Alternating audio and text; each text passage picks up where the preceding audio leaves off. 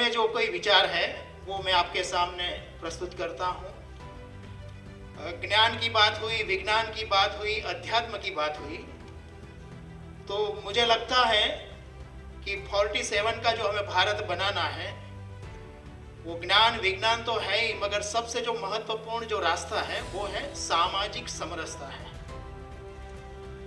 क्योंकि चाहे कुछ भी होगा, मगर अगर सामाजिक समरसता राष्ट्र के अंदर नहीं होती तो सभी संसाधन का कोई मूल्य नहीं रहता।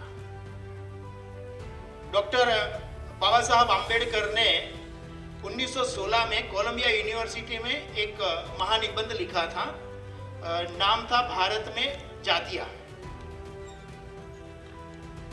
उसमें उन्होंने जो लिखा है वो वर्तमान समय में इतना ही प्रस्तुत है।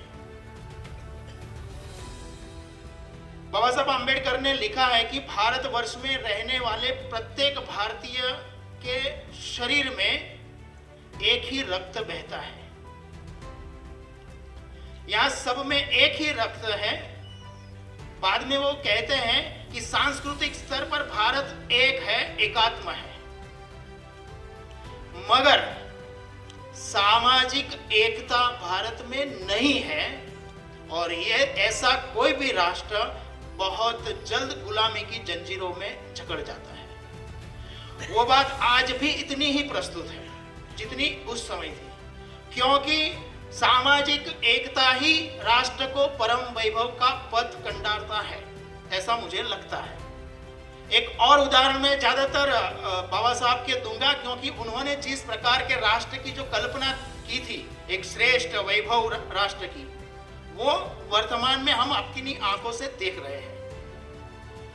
बाबा साहब आम्बेडकर ने 1920 में मूक नायक उनका जो सामयिक था उसमें लिखा है उन्होंने, उस समय भी भारत समग्र संसार के अंदर जो जापान था वो समग्र दुनिया में सर्वोच्च स्थान पर था प्रगति की दौड़ में।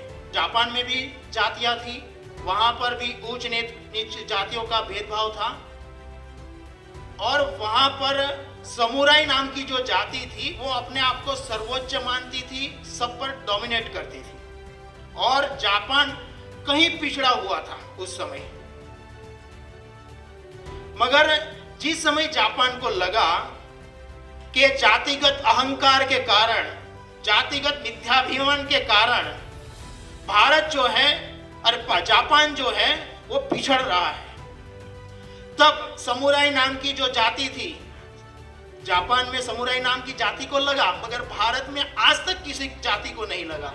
मगर समुराई नाम की जाति को लगा कि हमारे ये जातिगत अहंकार के कारण, जातिगत अभिमान के कारण जापान जो है वो पिछड़ गया। इसलिए समुराई की जाति ने अपना जातिगत जो अहंकार था उसका लोप कर दिया, और जापान में रहने वाला प्रत्येक जापानी मेरा भाई है, जापान में रहने वाला प्रत्येक जापानी एक एकात्म है, ये भाव लेकर जापान निकला और समग्र संसार में जापान नंबर 1 पर पहुंच गया।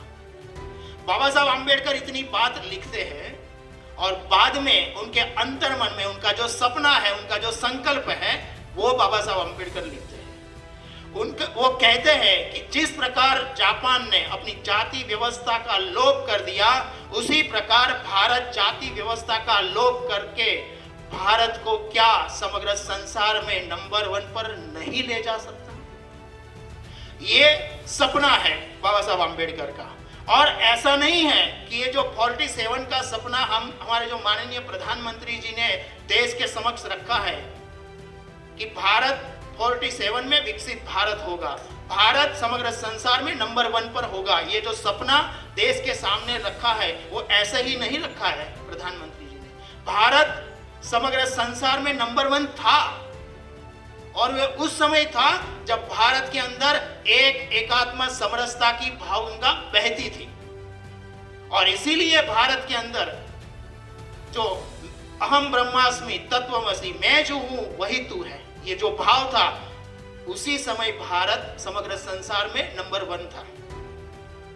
अंगस मैडिसन जो पोलैंड का एक अर्थशास्त्री है, उन्होंने एक किताब लिखी है, दुनिया में जो आर्थिक जो इतिहास है उस इतिहास उन्होंने लिखा है। उन्होंने शून्य से लेकर 2000 तक के जो विश्व के अलग अलग देश थे उसकी आर्थिक स्थिति क्या थी उसका उन्होंने लिखा है। अब तो वो अर्थशास्त्री हैं, उन्होंने पूरा विशद विश्लेषण करके लिखा है।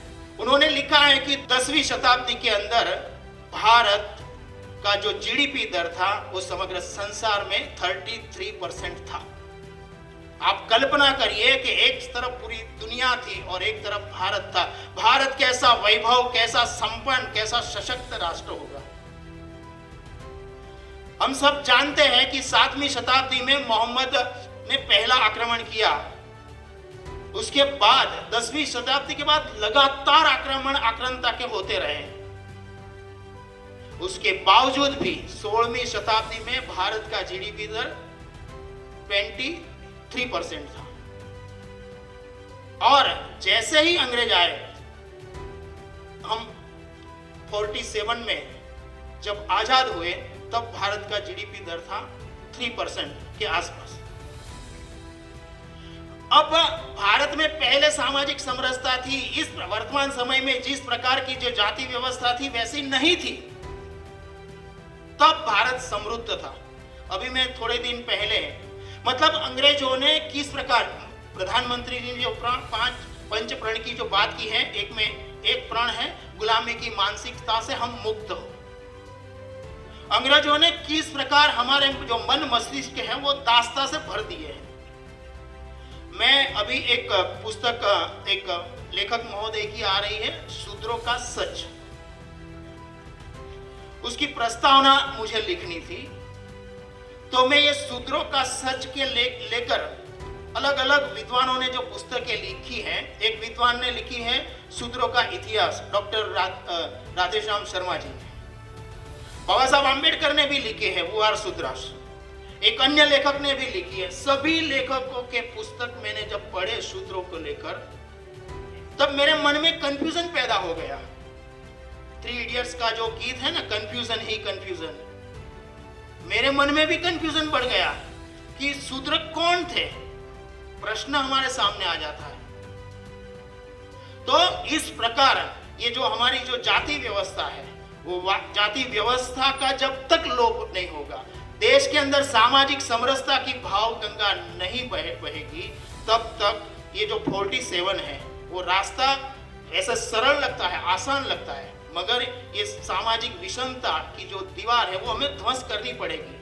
और संविधान के अंदर जो न्याय, स्वतंत्रता, समता, बंधुता, गरिमा और अंततोगत्वा, ये जो राष्ट्र है वो राष्ट्र को हमें परम वैभव पर ले जाना है। स्वामी विवेकानंद ने अपने जीवन में 3 भविष्यवाणियां की थी।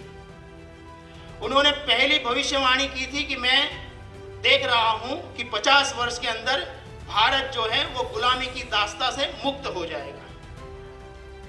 स्वामी जी ने ये भविष्यवाणी की, उससे बराबर 50 वर्ष के अंदर भारत अंग्रेजों की दास्ता से मुक्त हो गया। उन्होंने एक दूसरी भविष्यवाणी की थी कि समग्र दुनिया के अंदर एक जबरदस्त मजदूर क्रांति होगी और मजदूर अपने हकों के लिए, अपने न्याय के लिए एकत्र होंगे। और वही हुआ, रशिया के अंदर बहुत बड़ी मजदूर क्रांति हुई। उन्होंने एक तीसरी भविष्यवाणी की थी, वो साकार नहीं हुई। और ये भविष्यवाणी का शायद हम भाग्यवान हैं कि तीसरी भविष्यवाणी के साक्षी हम बनने वाले हैं। उन्होंने तीसरी भविष्यवाणी की थी जो कन्याकुमारी के सागर तट पर, कि मैं मेरे मन चक्षु से देख रहा हूं कि भारत माता जाग रही है। भारत माता पुनः एक बार अपने वैभव के साथ समग्र संसार में विश्व गुरु के स्थान पर विराजमान हो रही है।